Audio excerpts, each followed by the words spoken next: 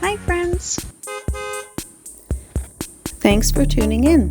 If you like this video, please give it a like, comment below, and take a moment to subscribe to our channel. Welcome to Luceville, a peaceful village nestled within the municipality of Sainte-Luce, in Quebec's Bas-Saint-Laurent region. As we drive through, you'll notice the charm of this small community, which has a rich history and a strong connection to the surrounding area. Historically, Luceville served as a local hub, offering essential services like garages, grocery stores, a bank, and even a medical clinic. The village was also home to the Lulumco sawmill, a major employer in the area. Today, Luceville is known for its peaceful rural charm, and its location near the beautiful St. Lawrence River. It's a quiet stop along Route 132, popular with travelers exploring the Gaspé Peninsula. Thank you for joining us on this drive through Luceville, Quebec. It's a place where history and everyday life come together, offering a glimpse into the heart of rural Quebec.